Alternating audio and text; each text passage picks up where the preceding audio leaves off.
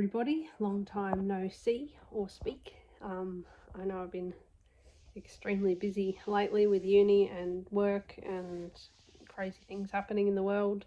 Haven't been on YouTube much, but I wanted to come on, and I'm going to be on every day for the rest of the week into next week until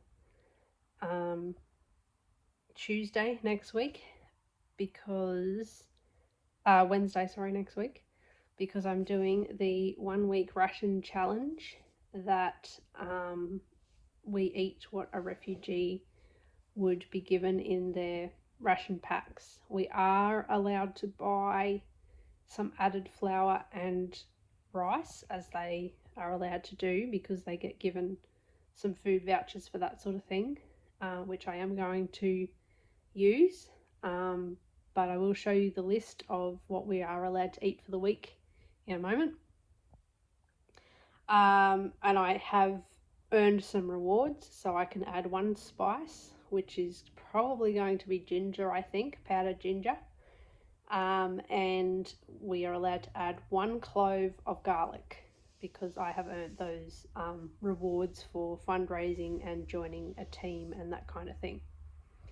So if you want to do this with me, time is kind of running out, but if you want to do this with me in the next couple of days, then please follow the link below, and that will take you to where you need to go to sign up, and then you'll be on my team as well.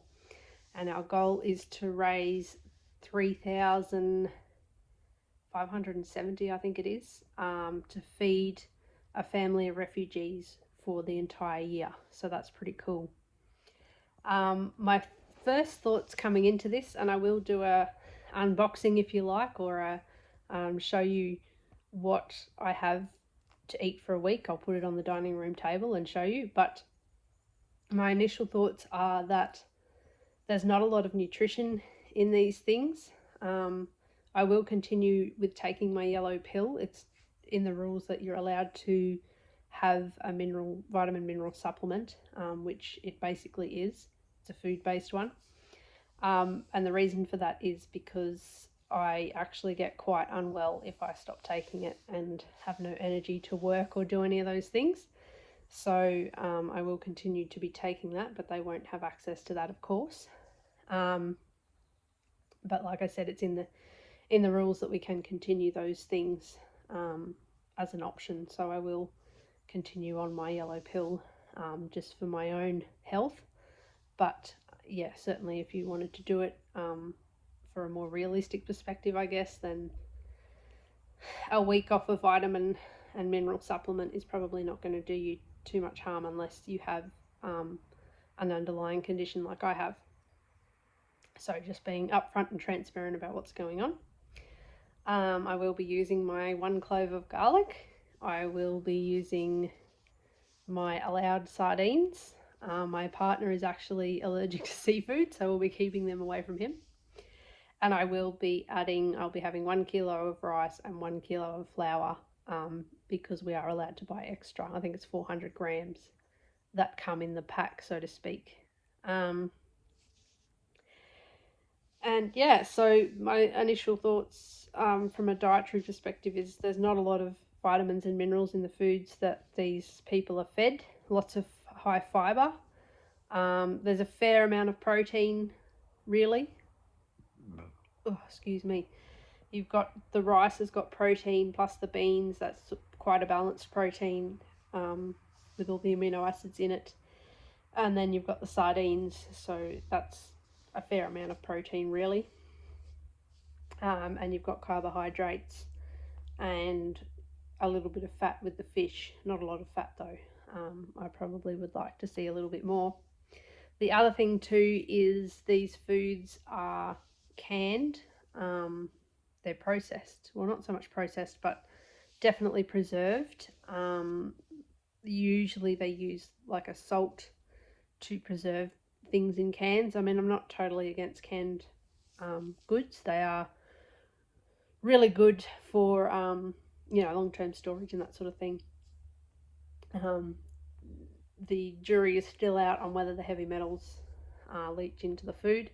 I would assume that they do. But definitely not, there's no fresh food access, and that's a bit of a problem because that's a lot where a lot of our vitamins come from. I would be concerned with this diet that there's not enough vitamin C. Actually, there's not really any vitamin C unless it's been fortified and added to the food, but then you're going to be cooking most of it. So scurvy may be an issue within these communities if this is all they're eating. And certainly some other vitamin deficiencies because vitamins cook off when you cook the food to eat it. Minerals, not so much, they tend to stay the same. But anyway, so that's another concern. For a week, I'm sure I'll be fine. But if I was to live on this diet, I think I would be quite unwell. There's not a lot of variety. So it's mostly beans, rice, and sardines, and a little bit of oil, which gives you that little bit more fat content. But it is vegetable oil, so canola oil more likely it is to be, which again is genetically modified, highly processed. The rice, I would assume, would be genetically modified organisms. Some people think they're okay. I personally have a bit of a moral dilemma about that, but if I was a refugee, I wouldn't have the ability, I guess, or the capacity to have these kind of moral reservations about what I'm eating because I would be very hungry. So I'm going to put those aside for now, just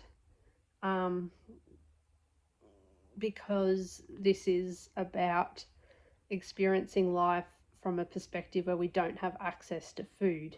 Now, that brings me to my final part of this discussion before I begin my challenge. So I'll be beginning it tomorrow and it will then finish on Wednesday next week. So the other thing that sort of I am concerned about with this sort of diet is why is food so scarce? We have enough food in the world at the moment to feed everybody and feed everybody quite well. Yes, tin foods may be leaching some of that aluminium and so forth and causing a bit of problem there. However, we do have access to tin fruits. Why are they not part of this ration pack?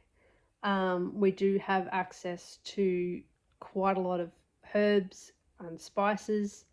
They are somewhat added to these packs, but not enough to get benefit out of them.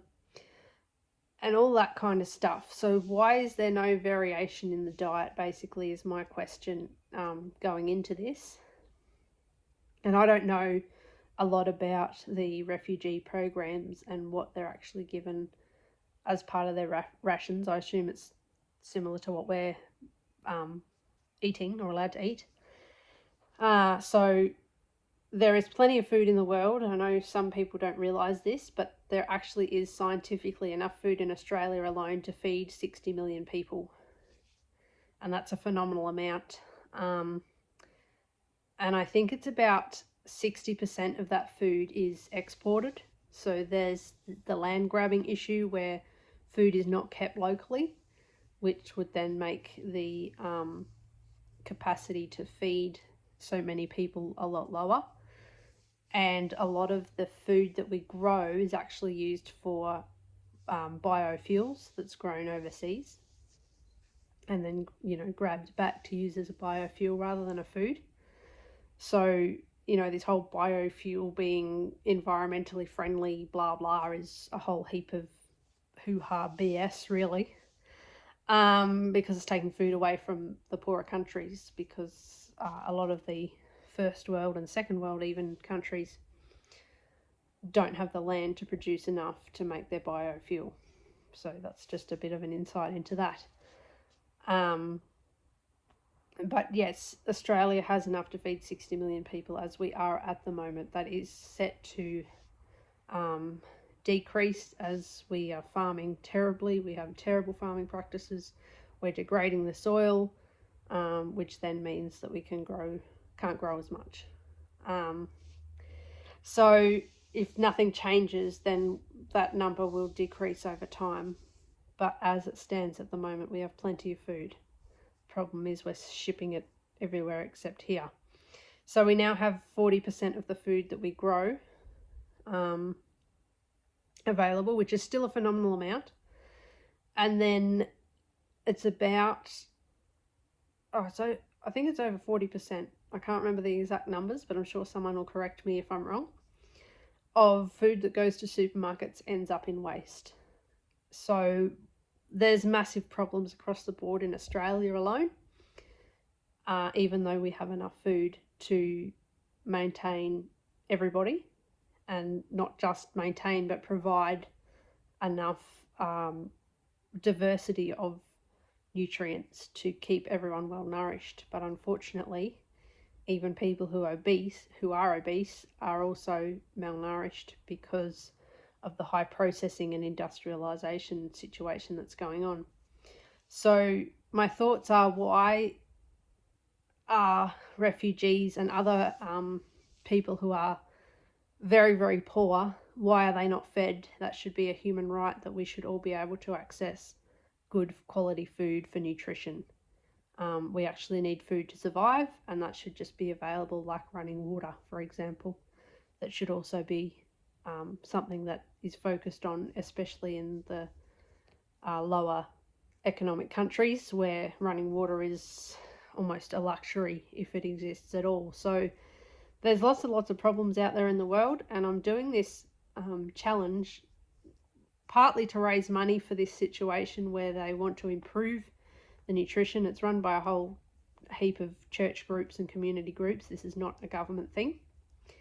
And they want to feed people better, basically.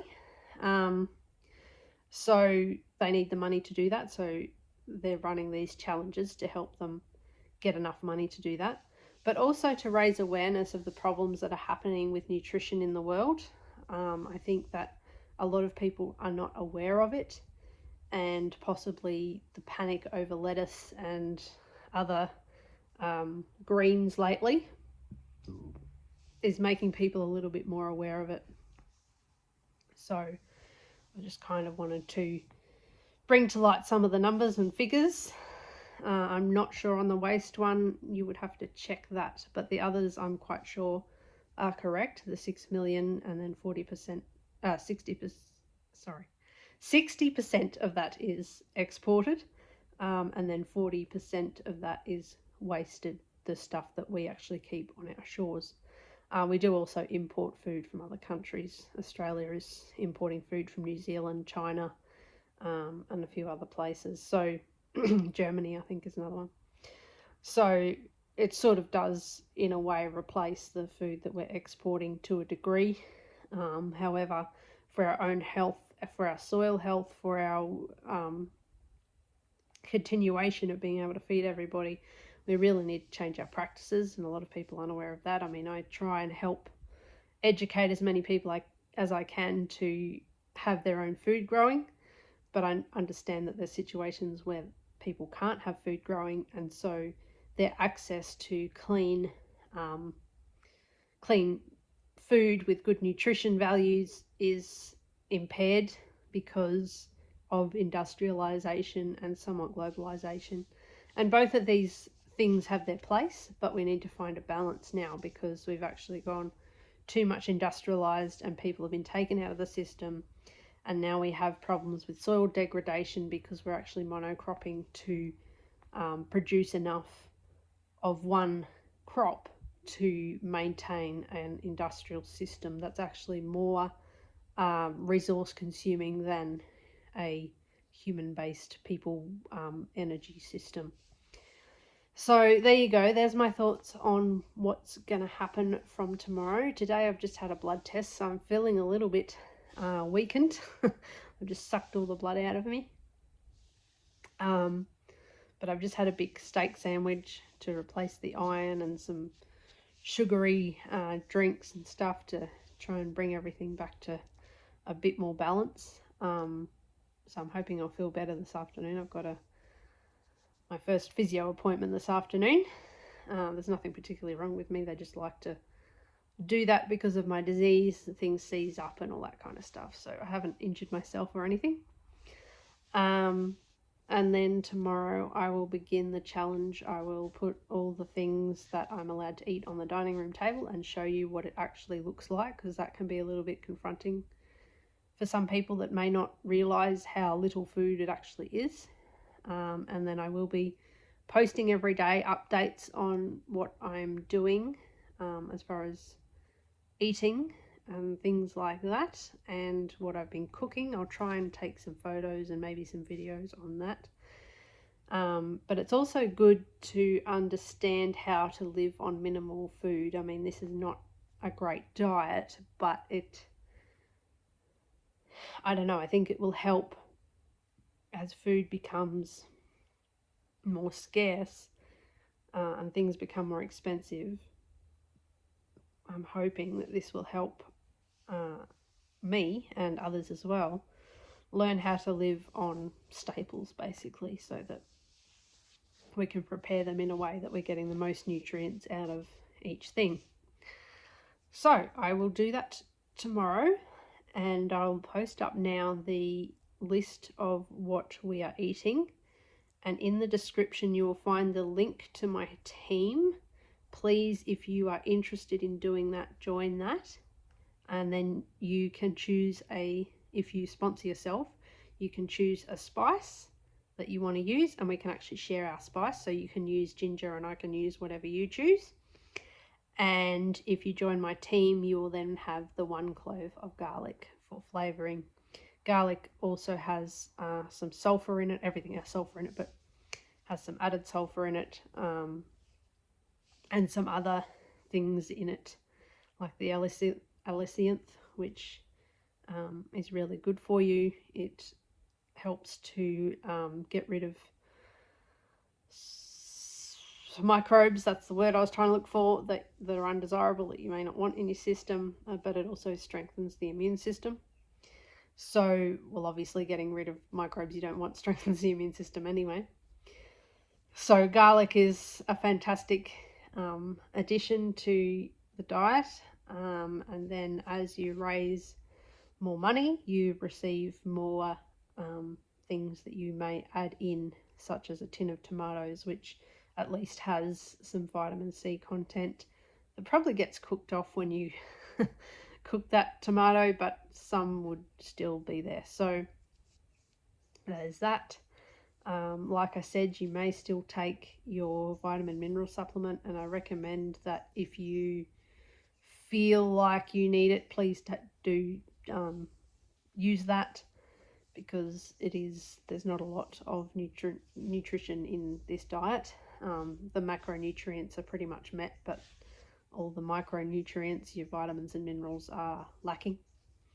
And also, sardines, for example, are factory farmed, so there's a lot of antibiotics and growth hormones and things that goes into them to make them marketable. So they're going to be lacking in the nutrition that is on the nutritional guidelines for foods. They're not going to have as much available minerals and vitamins, but the fat content should still be the same, unless it's, anyway, we won't go too much into that. But yeah, just being aware that this food is very processed, and the nutrition isn't going to be, the nutritional value isn't going to be as good as what they say it is, probably, if it was wild caught. So there's that.